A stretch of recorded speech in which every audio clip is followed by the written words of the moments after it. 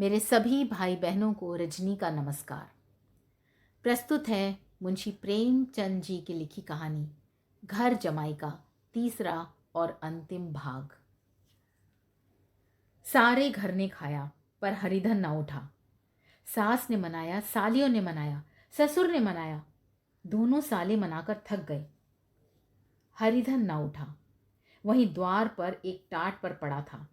उसे उठाकर सबसे अलग कुएं पर ले गया और जगत पर बिछाकर पड़ा रहा। रात भीग चुकी थी। अनंत प्रकाश में उज्जवल तारे बालकों की भांति क्रीड़ा कर रहे थे। कोई नाचता था, कोई उछलता था, कोई हंसता था, कोई आंखें मीचकर फिर खोल देता था। रह रहकर कोई साहसी बालक सपाटा भरकर एक पल में उधर विस्तृत क्षेत्र को पार कर लेता था और न जाने कहाँ छिप जाता था। हरिधन को अपना बचपन याद आया, जब वो इसी तरह क्रीड़ा करता था। उसकी बाल स्मृतियां उन्हीं चमकीले तारों की भांति प्रज्वलित हो गईं। वो अपना छोटा सा घर, वो आम के बाग जहाँ वो कैरियां चुना करता था, वो मैदान जहाँ वो कबड्डी खेला करता था, सब उसे याद आने लगा। फिर अपनी स्नेहमयी माता की सदैव मूर्ति उसके सामने खड़ी हो गई। उन आंखों में कितनी करुणा थी, कितनी दया थी। उसे ऐसा जान पड़ा मानो माता आंखों में आंसू भरे उसे छाती से लगा लेने के लिए हाथ फैलाए उसकी ओर चली आ रही है। वो उस मधुर भावना में अपने को भूल गया। ऐसा जान पड़ा मानो माता ने उसे छाती से लगा लिया है और उसके सिर पर हाथ फेर रही है। वो रोने लगा, फूट फूट कर रोने लगा। उसी आत्म सम्मोहित दशा में उसके मुंह से ये शब्द निकला, अम्मा, तुमने मुझे इतना भुला दिया। देखो तुम्हारे प्यारे लाल की क्या दशा हो रही है। कोई उसे पानी को भी नहीं पूछता।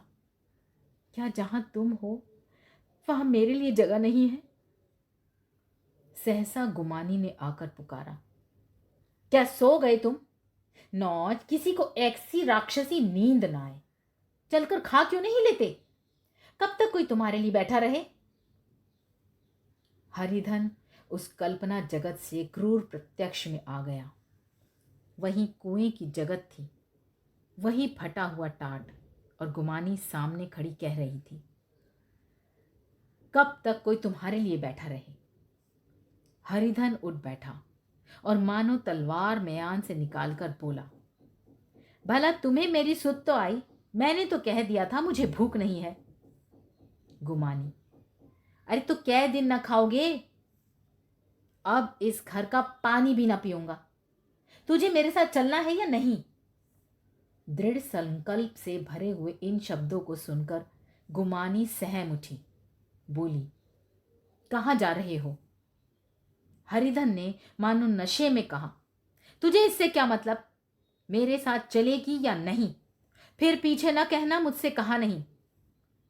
गुमानी आपत्ति के भाव से बोली, तुम बताते क्यों नहीं कहाँ जा रहे हो? तू मेरे साथ चलेगी या नहीं? जब तक तुम ना बताओगे मैं नहीं जाऊंगी। तो मालूम हो गया तू नहीं जाना चाहती। मुझे इतना ही पूछना था। नहीं, अब तक मैं आधी दूर निकल गया होता। ये कहकर वो उठा और अपने घर की ओर चला। गुमानी पुकारती रही, सुन लो सुन लो, पर उसने पीछे फिर कभी न देखा। 30 मील की मंजिल हरिधन ने 5 घंटों में तय की। जब वो अपने गांव की अमराइयों के सामने पहुंचा तो उसका मातृ भावना उषा की सुनहरी गोद में खेल रही थी। उन वृक्षों को देखकर उसका विहल हृदय नाचने लगा।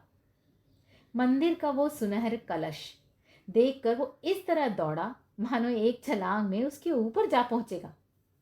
वो वेग में दौड़ा जा रहा था मानो उसकी माता गोद फैलाए उसे बुला रही हो।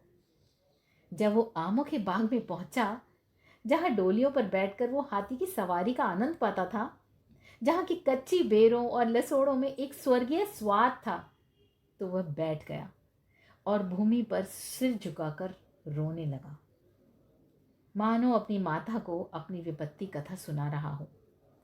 वहां की वायु में, वहां के प्रकाश में मानो उसकी विराट रूपिणी माता व्याप्त हो रही थी।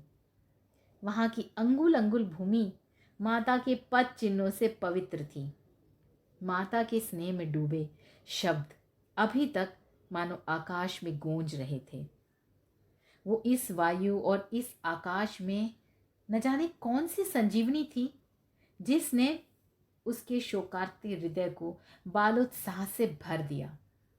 वो एक पेड़ पर चढ़ गया और अधर से आम तोड़ तोड़ कर खाने लगा। सास के इस कठोर शब्द, स्त्री का वो निष्ठुर आघात, वो सारा अपमान भूल गया। उसके पांव फूल गए थे, तलवों में जलन हो रही थी, पर इस आनंद में उसे कितना बात का ध्यान न रहा। सहसा रखवालों ने पूरक पुकारा, वो कौन ऊपर चढ़ा है रे? उतर, अभी नहीं तो ऐसा पत्थर खींचकर मारूंगा कि वहीं ठंडे हो जाओगे। उसने कई गालियां भी दी। इस फटकार और इन गालियों का इस समय हरिधन को अलौकिक आनंद मिल रहा था। वो डालियों में छिप गया, कहीं आम काट काट कर नीचे गिराए और जोर से ठट्ठा मारकर हंसा। ऐसी उल्लास भरी हंसी उसने बहुत दिन से न हंसी थी। रखवाले को वो हंसी परिचित सी मालूम हुई, मगर हरिधन यहाँ कहाँ, वो तो ससुराल की रोटियां तोड़ रहा है।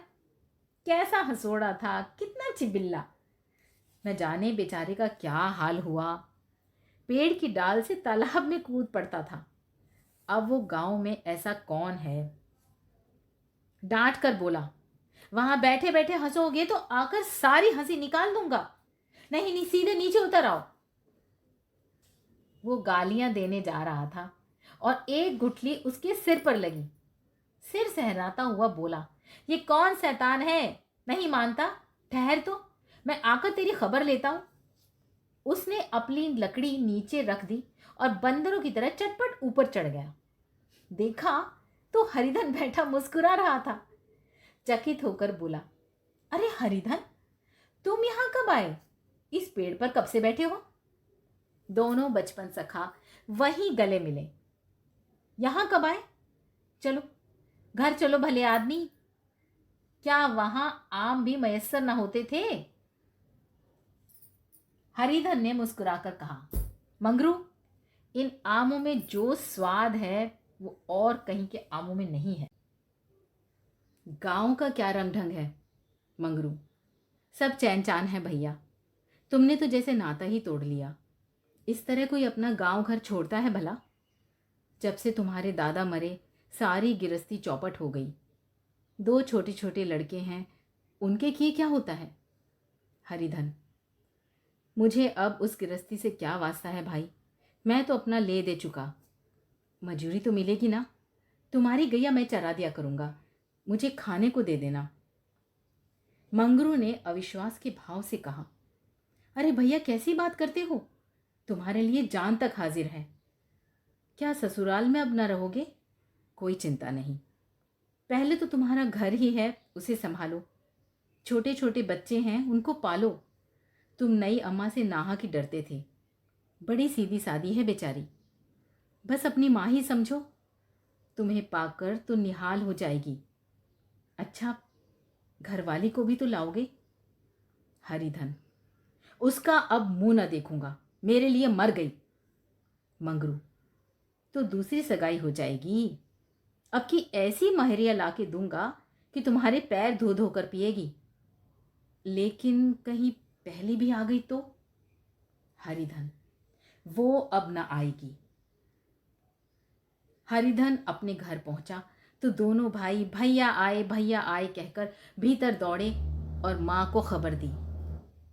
उस घर में कदम रखते ही हरिधन को ऐसी शांत महिमा का अनुभव हुआ मानो वो अपनी मां की गोद में बैठा हुआ है। इतने दिनों ठोकरे खाने से उसका हृदय कोमल हो गया था। जहां पहले अभिमान था, आग्रह था, हेकड़ी थी, वहां अब निराशा थी, पराजय थी और याचना थी। बीमारी का जोर कम हो चला था। अब उस पर मामूली दवा भी असर न करती थी। किले की दीवारें छिद चुकी थी, अब उसमें घुस जाना असाध्य न था।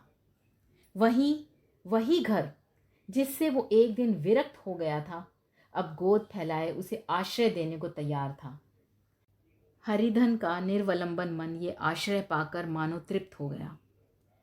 शाम को विमाता ने कहा, बेटा तुम घर आ गए, हमारे धनभाग, अब इन बच्चों को पालो। माँ का नाता न सही, बाप का नाता तो है ही। मुझे एक रोटी दे देना, खाकर एक कोने में पड़ी रहूंगी। तुम्हारी अम्मा से मेरी बहन का नाता है, उस नाते से भी तो तुम मेरे लड़के होते हो। हरिधन की मातृ विहल आंखों को विमाता के रूप में अपनी माता के दर्शन हुए।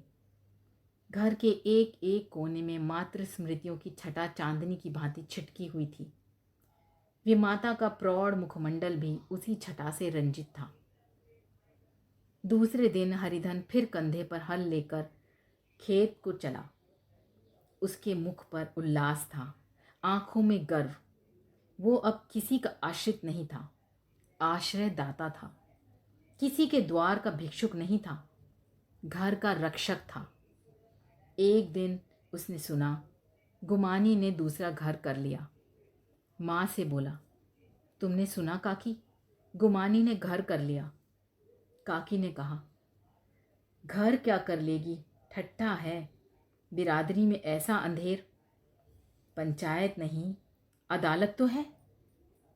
हरिधन ने कहा, नहीं काकी, बहुत अच्छा हुआ। ला महावीर जी को लड्डू चढ़ाऊं। मैं तो डर रहा था कहीं मेरे गले ना आ पड़े। भगवान ने मेरी सुन ली। मैं वहां से यही ठान कर आया था कि अब उसका मुंह कभी ना देखूंगा। तो ये थी मुंशी प्रेमचंद जी की कहानी घर जमाई, उसका तीसरा और अंतिम भाग। आपको ये कहानी कैसी लगी? प्लीज़ लाइक कीजिए, शेयर कीजिए, सब्सक्राइब कीजिए। कहानी सुनने के लिए धन्यवाद।